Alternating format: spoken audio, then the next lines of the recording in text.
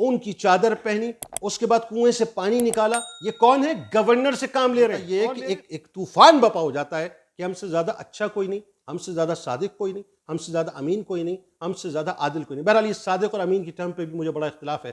یہ بڑا ایک مخصوص، آپ اپنے آپ کو دھوکہ دے رہے ہیں، آپ اللہ کو دھوکہ نہیں دے سکتے.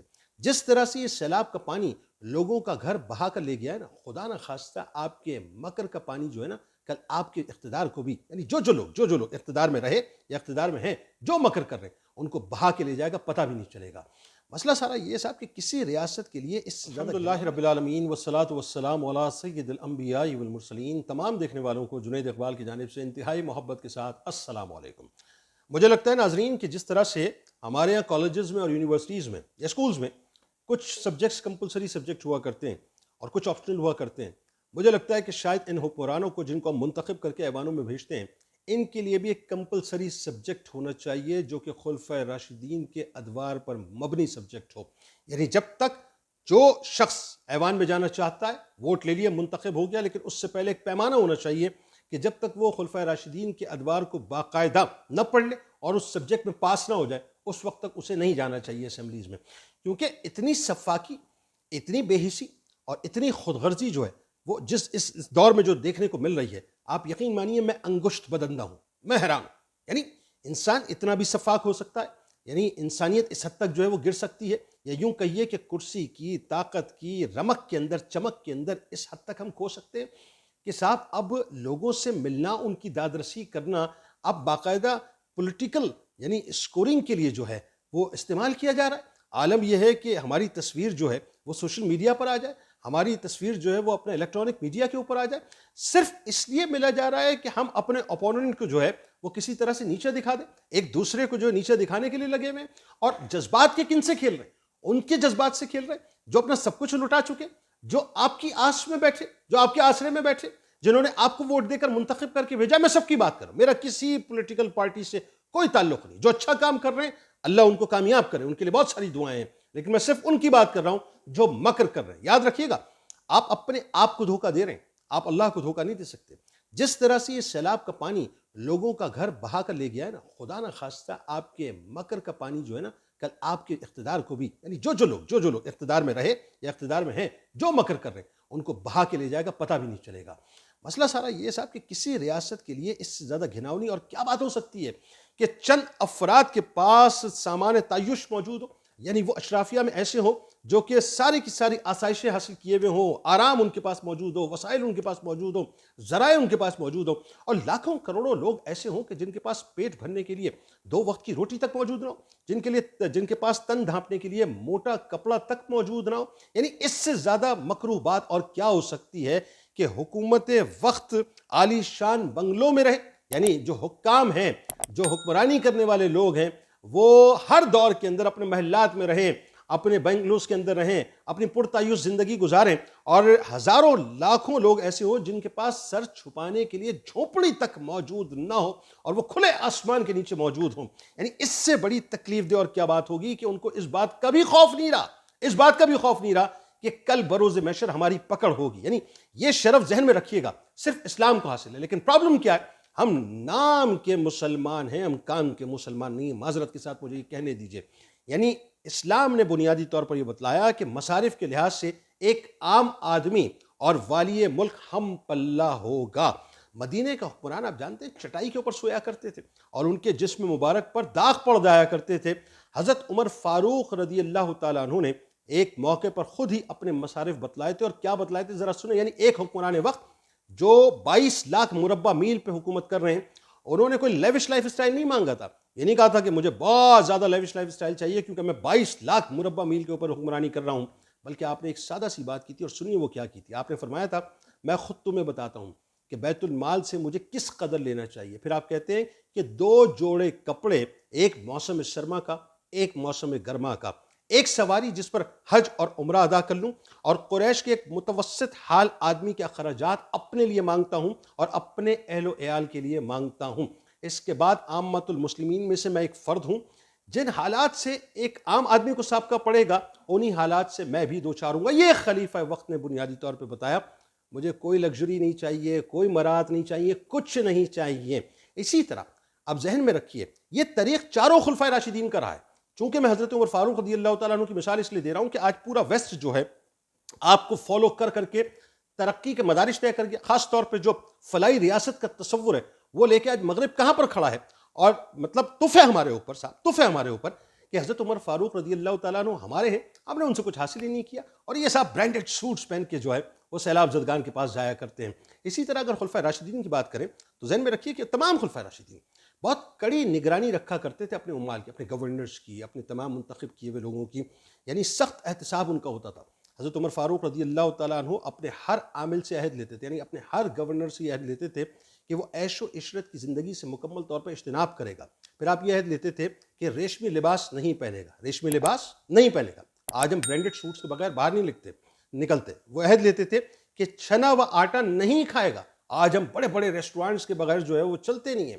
پھر وہ عہد لیتے تھے کہ اپنے دروازے پر درمان نہیں بٹھائے گا. آج ہم پروٹوکولز کے بغیر باہر جاتے ہی نہیں. یعنی سیلاب زدگان بیچارے، وہ غریب، وہ متوسط طبقے کے لوگ، وہ لوور مڈل کلاس کے لوگ، وہ تو ویسے آپ کی پراڈوز اور آپ کی کروزرز اور آپ کی بڑی بڑی گاڑیاں، 2.5 فٹ اونچی گاڑیاں دیکھ کر جو ہے ڈر جایا کرتے ہیں. آپ کے پروٹوکول دیکھ کے ڈر جایا کرتے ہیں کہ آپ کے ساتھ گارڈز اتنے سارے، کیا سوال کریں گے وہ آپ سے جب آپ ان کو چمٹا کے کہتے ہیں کہ ہم آپ کے ساتھ ہیں. بیچارے کیا آپ سے بات کریں گے. حاجت مندوں کے لیے دروازے کھلے رہیں گے، یہ ان کا کوڈ آف کنڈکٹ تھا. آج ہماری سوچ لیجئے کہ کوئی سوال کرنے والا آپ کے قریب آ بھی نہیں سکتا. ایک مرتبہ فوٹو سیشن کرا کے چلے جاتے، پھر وہ آپ کو تلاشی کرتا رہتا ہے کہ کہاں چلے گئے صاحب. حضرت عمر رضی اللہ تعالیٰ عنہ ہر حاکم کے مال و اسباب کی فہرست باقاعدہ تیار کروایا کرتے تھے. جب بھی کسی عامل کی مالی حالت میں غیر معمولی اضافے کی آپ کو خبر ملتی تھی تو جائزہ لے کر آدھا مال بیت المال کے اندر جمع کرا دیا کرتے تھے. یعنی یہ احتساب کا نظام تھا. آج آپ کسی سے پوچھ نہیں سکتے. اگر پوچھ لیں تو اس کا مطلب یہ ہے کہ جمہوریت کے اوپر ایک قدغن آپ نے لگا دی ہے. اب ہوا یہ کہ ایک مرتبہ آپ کو پتہ چلا کہ بہت سارے عمال ہیں اس بلا میں مبتلا ہو گئے. حضرت عمر فاروق رضی اللہ تعالیٰ عنہ نے کیا یہ کہ سب سے پہلے املاک کا جائزہ لے کر سب کا آدھا مال آپ نے بیت المال میں جمع کرا دیا. حج کے زمانے میں یہ حضرت عمر فاروق رضی اللہ تعالیٰ عنہ کا طریق تھا اور چاروں خلفائے راشدین کا طریق تھا. یعنی اعلان عام ہوتا تھا کہ جس عامل سے کسی کو کوئی شکایت ہے وہ فوراً خلیفہ کے پاس جائے اور جا کر ان سے بات کرے. لوگ چھوٹی چھوٹی شکایتیں لے کے حضرت عمر فاروق رضی اللہ تعالیٰ عنہ کی بارگاہ میں آتے تھے اور پوری مستعدی کے ساتھ اس کا تدارک خلیفہ وقت فرمایا کرتے تھے. اب شکایت لانے والا یہ نہیں دیکھا جاتا کہ چھوٹا ہے یا بڑا ہے، شکایت ہے اس کو اس کے میرٹ کے اوپر دیکھا جاتا تھا. آج احتساب کا تصور تو ہمارے ہاں جو ہے وہ ہوا ہو کر رہ گیا صاحب. کہ کون سا احتساب اور کاہے کا احتساب؟ جو جتنا طاقتور ہے بس وہ سمجھ لیجئے اتنا ہی مضبوط ہے اور اتنا ہی قابض ہے. قانون جو ہے وہ اس کے گھر پہ موجود ہے. پھر یہ بھی تھا کہ حضرت عمر فاروق رضی اللہ تعالیٰ عنہ نے اسلامی ریاست چلانے کے لیے ایک باقاعدہ انٹیلیجنس کا بڑا ہی مثالی قسم کا جو ہے آپ یہ سمجھ لیجئے کہ نیٹ ورک بنایا تھا. یعنی شہریوں سے آپ خود رابطہ بھی رکھتے تھے بالواسطہ اور بلا واسطہ، اور ان کی خبر سے آپ مکمل طور پہ باخبر بھی رہتے تھے. اب میں ایک مثال آپ کو دیتا ہوں تاکہ آپ کو پورا قصہ سمجھ آ جائے گا. آپ رضی اللہ تعالیٰ عنہ نے ہمس کے لوگوں سے یہ پوچھا کہ تمہارے جو امیر ہیں، یعنی تمہارے جو گورنر ہیں عبداللہ بن قرط رضی اللہ تعالیٰ عنہ، وہ کیسے ہیں؟ اچھا، انہوں نے کہا کہ بہترین امیر ہے. بس ایک بات ہے، بات یہ ہے کہ انہوں نے ایک بالا خانہ بنا کے رکھا ہوا ہے جس میں وہ رہتے ہیں اور لوگوں کی ان تک رسائی نہیں ہو پاتی. کیا بنا کے رکھا ہے؟ بالا خانہ، جس میں وہ رہتے ہیں اور لوگوں کی ان تک رسائی نہیں ہو پاتی. جبکہ میں آپ کو بتاؤں حضرت عبداللہ بن قرط رضی اللہ تعالیٰ عنہ وہ ہستی ہیں جو محدثین میں شمار ہوتے ہیں، مستجاب الدعوات ہیں اور انتہائی بلند پایا صحابی ہیں. لیکن کیا ہوا کہ ایک بالا خانہ بنا کے رکھا ہے اور لوگ ان تک نہیں پہنچ پاتے. اب ظاہر اس کی کچھ وجوہات ہوں گی، لیکن حضرت عمر فاروق رضی اللہ تعالیٰ عنہ نے کیا کیا؟ جیسے یہ شکایت آپ کے پاس آئی، آپ نے امیر کو خط لکھا، یعنی حضرت عبداللہ رضی اللہ تعالیٰ عنہ کو خط لکھا اور اپنے قاصد کو ہدایت کی کہ وہ جا کر اس بالا خانے کو جلا دے. قاصد ہمس پہنچتا ہے، بالا خانے کے دروازے پہ پہنچتا ہے، اس بالا خانے کو آگ لگا دیتا ہے. جب امیر کو پتہ چلتا ہے تو وہ لوگوں کو کہتے ہیں کہ قاصد کو کچھ نہ کہا جائے. یعنی یہاں بھی رفٹ نہیں ہے کہ وفاق نے کیا کام کیا صوبے کے ساتھ یا صوبے نے اس کو اوبے کیا کہ نہیں کیا. نہیں، بہرحال ہوا یہ کہ عبداللہ بن قرط رضی اللہ تعالیٰ عنہ خط ملتے ہی مدینہ پاک کی طرف چل پڑے. حضرت عمر فاروق رضی اللہ تعالیٰ عنہ نے ان کو کہا کہ وہ مدینہ کے جو قریب پتھریلی میدان حرہ کا مقام ہے وہاں پر پہنچ جائے. وہاں پر صدقے کے کچھ اونٹ بھی موجود تھے. اب ذرا دیکھیے کہ یہ احتساب کیسے ہو رہا ہے، اور اس کا آج ہم تصور بھی نہیں کر سکتے. آج اگر ہم کوئی ایسی بات کر دیں صاحب تو ہوتا یہ ہے کہ ایک طوفان بپا ہو جاتا ہے کہ ہم سے زیادہ اچھا کوئی نہیں، ہم سے زیادہ صادق کوئی نہیں، ہم سے زیادہ امین کوئی نہیں، ہم سے زیادہ عادل کوئی نہیں۔ بہرحال یہ صادق اور امین کی ٹرم پہ بھی مجھے بڑا اختلاف ہے، یہ بڑا ایک مخصوص ٹرم کا معاملہ ہے جو سرکار علیہ السلام کے ساتھ ہی ہے۔ بہرحال ہوا یہ کہ حضرت عمر فاروق رضی اللہ تعالیٰ عنہ نے ان سے کہا کہ اپنے کپڑے اتار دیجئے اور اون کی ایک چادر آپ کو دی، کہا کہ کنویں سے پانی نکالیے۔ ان کو کنویں سے پانی نکالنے پر جو ہے منتخب کیا گیا، اور پھر ان سے یہ کہا گیا کہ یہ جو اونٹ ہے، صدقے کے اونٹ ہیں، ان اونٹوں کو آپ پانی پلائیے۔ انہوں نے اپنے کپڑے پہلے تبدیل کیے، اون کی چادر پہنی، اس کے بعد کنویں سے پانی نکالا۔ یہ کون ہے؟ گورنر سے کام لے رہے ہیں۔ کون لے رہے ہیں؟ خلیفہ وقت کام لے رہے ہیں۔ اور اس کے بعد آپ نے اونٹوں کو پانی پلانا شروع کر دیا۔ حضرت عبداللہ بن قرط رضی اللہ تعالیٰ عنہ اپنے ہاتھوں سے، اپنے دستے مبارک سے، کون ہیں وہ؟ محدثین میں شمار ہوتے ہیں، مستجاب الدعوات ہیں، پانی پلاتے جاتے تھے۔ جب بہت زیادہ تھک گئے تو حضرت عمر فاروق رضی اللہ تعالیٰ عنہ نے ان سے پوچھا کہ دنیا میں کتنا عرصہ رہو گے؟ جواب آپ نے دیا کہ مختصر سے عرصے رہوں گا۔ تو آپ رضی اللہ تعالیٰ عنہ نے فرمایا، اور کیا کمال بات، یہ ہے پوری نصیحت جو آج میں سمجھانا چاہتا ہوں، کہ اس مختصر عرصے کے لیے تم نے بالا خانہ بنایا ہے۔ یعنی آپ نے بنیادی طور پر یہ پیغام دیا کہ تمہیں رہنا اتنے مختصر سے عرصے کے لیے، اس کے باوجود تم نے بالا خانہ بنایا جس میں لوگ تم تک رسائی نہیں کر سکتے۔ اور آج ہمارا عالم کیا ہے؟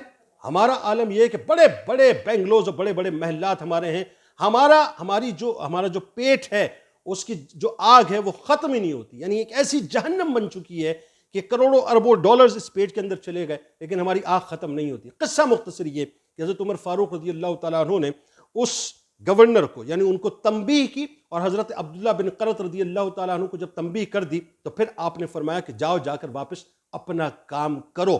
اور انہوں نے کوئی سوال نہیں کیا کہ اے خلیفہ وقت، میری نیت بالا خانے کی یہ نہیں تھی، یا میں یہ نہیں کرنا چاہتا تھا، یا میں پرتعیش زندگی نہیں گزار رہا تھا۔ لوگ ان سے خوش تھے، لیکن وہی بات ہے، احتساب کے آگے کرنے والا کون؟ خلیفہ وقت، اللہ اور اس کے رسول صلی اللہ علیہ وآلہ وسلم کے قانون کو نافذ کر رہے ہیں۔ سر تسلیم خم کیا، جو آپ نے فرمایا وہ کیا، اور پھر دوبارہ ڈیوٹی لگائی تو آپ انتہائی شان کے ساتھ دوبارہ واپس جا کر ہمس کی گورنری کو سنبھالتے ہیں۔ مقصد صرف اتنا کہنے کا ہے کہ ہمارے یہاں صاحب، اللہ کرے کہ وہ سوچ پیدا ہو جائے، وہ سوچ پیدا ہو جائے، ورنہ صورتحال تو یہ ہو چکی ہے کہ ہم لوگ نہ سنبھلنے کو تیار ہیں، نہ سدھرنے کو تیار ہیں، میوزیکل چیئر کے ارد گرد رقص کر رہے ہیں۔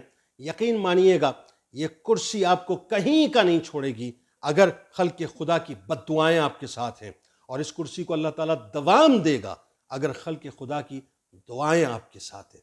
فیصلہ آپ نے کرنا ہے، ایک طرف ان کی بد دعائیں ہیں اور ایک طرف ان کی دعائیں ہیں، جو حاصل کرنا چاہتے ہیں حاصل کر لیجیے۔ اجازت دیجیے اس دعا، اس امید، اس یقین کے ساتھ کہ اللہ تعالیٰ آپ کا، ہمارا، ہم سب کا حامی ناصر ہو۔ اللہ حافظ۔